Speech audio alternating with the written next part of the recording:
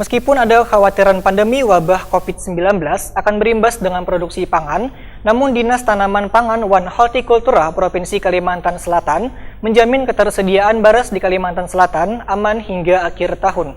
Produksi gabah sampai akhir tahun diprediksi mencapai 1,9 juta ton.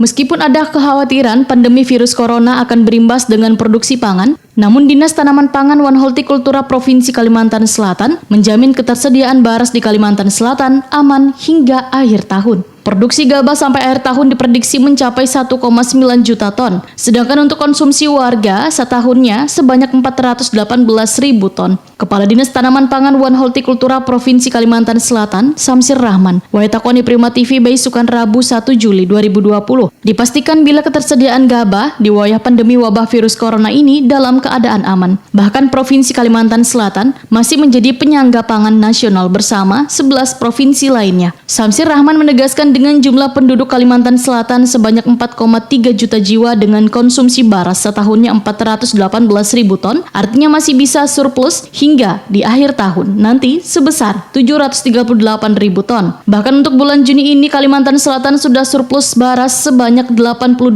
ton. Kemudian pada bulan Juli diperkirakan surplus mencapai 92.000 ton. Sedangkan puncaknya di bulan Agustus nanti karena wayah memasuki panen raya, maka surplus beras diperkirakan mencapai 156.000 ton. Menurut Samsir Rahman, pihaknya terus berupaya mengedukasi wan mendorong bubuhan petani untuk terus melakukan penanaman. Nang biasanya petani hanya sekali wan 2 kali tanam dalam setahun, maka kebiasaan itu ingin dirubah hingga beberapa kali tanam. Caranya begitu selesai panen, petani bisa menanam lagi sehingga disiapkan alat pertanian, bibit unggul, irigasi wan keperluan lainnya.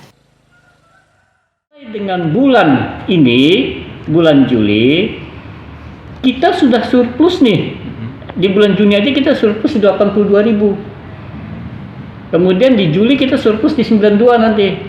Puncaknya di Agustus panen di 156. Nah, hitungan keseluruhan, kalau produksi gabah kita tadi adalah 1,9 juta, kemudian dikurangi penggunaan gabah itu ada yang pakan ternak, kemudian ada untuk bibit berikutnya, benih berikutnya. Nah, itu dikurangi 127.000. Berarti ada ketersediaan gabah kita di akhir nanti adalah 1,7.